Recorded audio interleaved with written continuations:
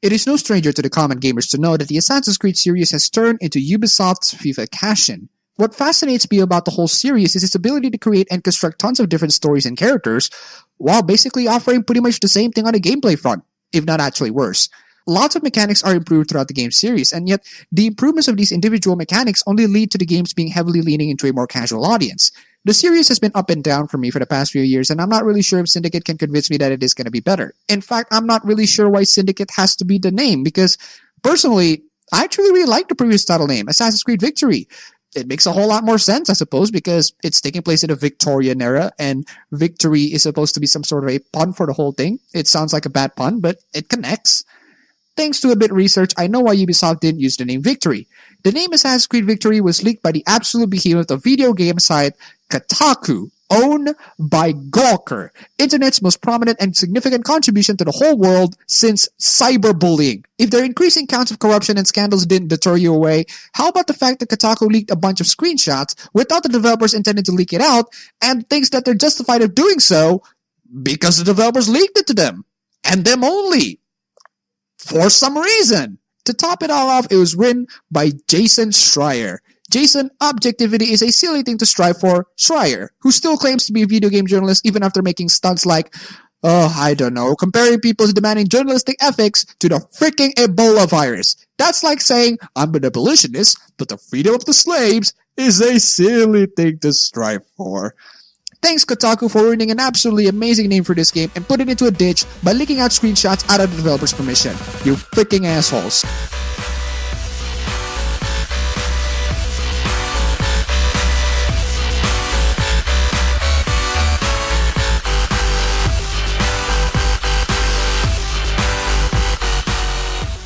I don't want to get my head blown out of proportions thanks to dumbass video game journalists being dumbasses, as if the Animus machine couldn't blow it all enough.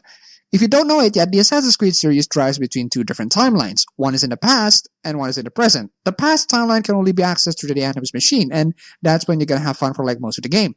In the present, the dead Desmond Miles, the person chosen for the Animus machine for a few Assassin's Creed games, now has been replaced by you. Yes, you. Someone who cannot respond or even reply to whatever the game does to you. So you can't be like, why am I here? Why can't I get out? Well, too bad. The assassins are gonna shove you down into the Animus anyway because, god damn it, why the hell did you buy this game if you don't want to get shoved in the Animus in the first place? Anyway, when you have tons of fun in the Animus reliving your ancestors' memory, the present characters, with absolutely welcoming returns of the two great characters from the present time of the Ezio trilogy, is trying to take over London from the Abstergo corporations, the company that dedicated their research on finding the pieces of Eden, some form of magical artifact from the future that can tell if the world is going to have a blast or something. I don't know. The point is, the Templars are hungry for power, the assassins want to prevent them from taking that power, and the regular guys just sit down and do nothing, I guess. In the past, you play as either Jacob Fry or Evie Fry, two assassin twins with different personality and playstyle focus, one being a brute combat jerk and one is a stealthy rogue agent. The game takes place in the British Victorian era just at the end of the Industrial Revolution. You'll see a bunch of things that you would have considered to be steampunk, like trains, old-school machineries, etc. This reminds me of a game that was released earlier this year called The Order 1886, which was pretty disappointing, but it's not all that bad. Anyway, like the present time of the world, London is under the invasion of the Templars. It's up to Jacob and Evie and a bunch of other assassins and a lot of historical figures to liberate the Templars and prevent them to gain more power by the series' most notorious MacGuffin. I'm very sure that the term Piece of Eden is going to be obsolete by the time they reach a futuristic setting. Spoiler alert, they couldn't take over London because they can't even hold London until the present time. You literally spoiled the entire game to me and you just undermined their entire efforts on taking over the goddamn city in the first few freaking minutes.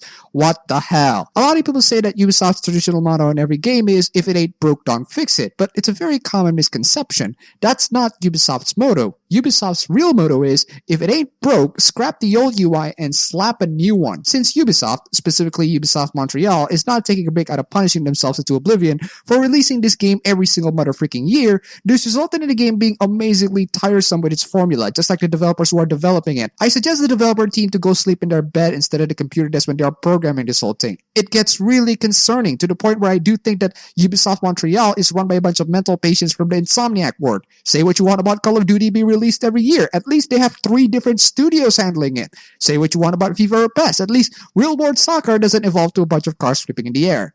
Thank God. Thankfully, someone on Ubisoft had some brains to give Montreal a break and give it to another studio from another place. So can this Ubisoft team give an Assassin's Creed game that is not only different, but also not as tiresome as the rest? Well, to be fair to Assassin's Creed Syndicate, it's not the worst Assassin's Creed game that has ever been put to piss on Altair's corpse. Like Ubisoft's motto on developing this game, it really doesn't have a lot to offer on the gameplay front. In fact, it still does a pretty bad habit of treating the players like they were a bunch of lobotomized man babies. I have to get out of here. Oh, really? I thought we were gonna have a tea party here or something. There are some new features like the grappling hook that is almost close to that of Batman, the upgrade system that is almost close to that of Shadow of Mordor, the combos that is almost close to that of Batman, the stuff indicator that is almost close to that of Splinter Cell Blacklist. I love how the Assassin's Creed series is slowly taking ideas from other games just to keep things fresh and new. And surprisingly, they will also take crap ideas that Ubisoft made previously. This game might as well be entitled Grand Theft Creed Victorian Renegades because the game exchanges the vehicles into carriages and they're roaming around London the same way cars roam around Liberty City. As if the carriage riding sequences in Prince of Persia: The Two Thrones aren't punishing enough. The carriages are so awkward and uncomfortable to handle, and it really takes some time to get used to. However, I do find it incredibly amusing when the carriage takes a huge hit on the side of the wall, and the rider wails their hands like they were being burned alive. The meat of the Assassin's Creed has always been the combat and the stealth, and now I do know why Assassin's Creed is starting taking cues from Batman. The Batman Arkham games has always been balanced on its stealth and combat. Assassin's Creed Syndicate thankfully managed to improve a lot of things in its stealth aspects, like giving the player full control between crouching and standing, sound indicators, circling across the player to identify where the enemies are, as an alternative to the God mode that was the Eagle Vision, although you can still use the Eagle Vision, swift movements, environment adaptation, awareness indicators, also built into the sound indicator, and the last node position silhouette like in Splinter Cell Blacklist. Tons of things are added into the game to make stealth to be significantly more fun and challenging. Sure, the AI is still dumb as bricks, but that doesn't really stop the fun, and it's kind of amusing to notice them being stupid. The developers are aware that stealth is something that should be taken seriously in a game where you're gonna assassinate someone out of the ether, and they also realize that the core part of stealth is the knowledge and information that are given to the player, because the players are gonna use that to navigate around without being seen. Using the Eagle Vision from the last game ultimately makes stealth to be less challenging, and it makes us to be like Superman more than real assassins. However, real-life assassins have heightened hearing and therefore be able to listen to things more so than regular human beings. A good sound indicator is far more important, and it makes us to feel like real assassins than the OP Superman X-ray vision. The combat is also improved, although the improvements might sound pretty lazy. They decided to just speed the whole combat up, so the combat is now a whole lot more fast-paced compared to the previous slow-draining tank that was the Ezio trilogy.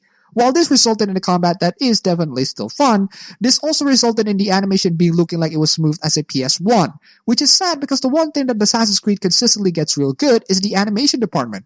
The first Assassin's Creed still blows my mind how incredibly smooth and adaptive the animation towards the environment is. It gets less impressive as more games come by, although I have to give one huge credit to the animation department. That cane is so classy and so badass. Now let's talk about the story. The role of the present story is now downgraded into short commercial breaks instead of the behemoth of unnecessary collectibles that was in Assassin's Creed 4.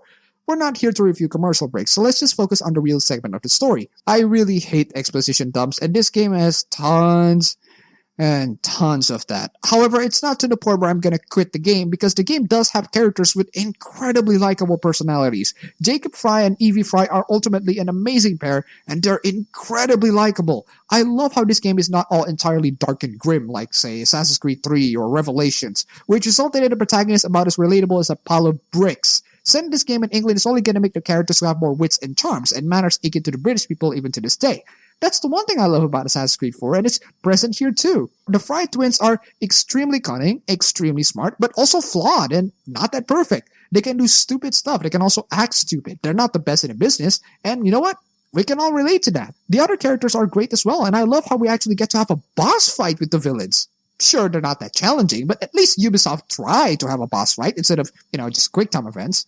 In the end, a lot of people say that the Assassin's Creed series has devolved into something that isn't worth the value, and you just need to wait for that one Assassin's Creed game that can take the king's mantle from Assassin's Creed 2. However, that's gonna cost Ubisoft another year in development, and they're so mentally insecure that they don't want people to forget about their products. Syndicate is not the game that is gonna surprise you, however, it does one thing right. Entertain. I do genuinely think that it's still a very fun game to play. At least it was significantly better than the crap fest that was Assassin's Creed Untitled. If you're a fan of the whole series, you have probably bought the game and played 30 hours of it already. For me, it's a simple 3-star out of 5. It's definitely nothing more than alright. Good job, Ubisoft. At least you're not pulling crap out of your ass this time. I would love to do a review of the PC port of Assassin's Creed Syndicate when the time finally comes. I'm hoping that it's not the crap fest that was Untitled PC port. That's all for the review today. If you like this video, go ahead and click the subscribe button for more reviews, and most importantly, thanks for watching.